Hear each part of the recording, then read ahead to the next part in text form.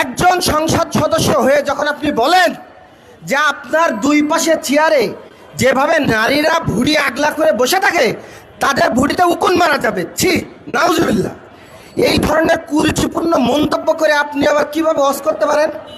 আর তার ওয়াজের যে ধরন, তিনি কখন আওয়ামী লীগ, কখন বিএনপি, কখন যে জামাত, এটাই তো তার এখনো পর্যন্ত ঠিক নাই। তিনি আবার জামাতের সংসদ সদস্য। যাই হোক, আমাদের একটাই দাবি, ভাই তুমি জামাত ইসলাম করো আর যাই করো কোনো সমস্যা নাই। তোমাদের জামাত ইসলামের কেমন কুরুচিপূর্ণ ভাষা হতে পারে আমাদের ধারণা করা শেষ। তোমাদের রাজনৈতিক আদর্শ কেমন হতে পারে আমাদের ধারণা করা শেষ।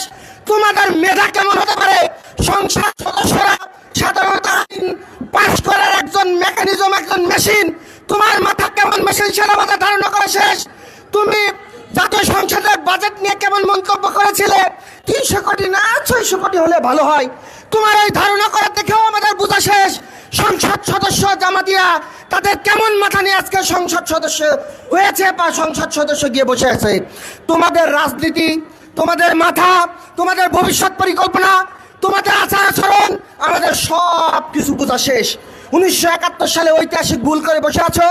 24 সালের এই 24-এর গণঅভ্যুত্থানে ভুল করে যদি আওয়ামী লীগ নিষিদ্ধ হইতে পারে, তাহলে ঐতিহাসিক 71-এর ভুল তাদেরকে কখনো ক্ষমা করা হবে না।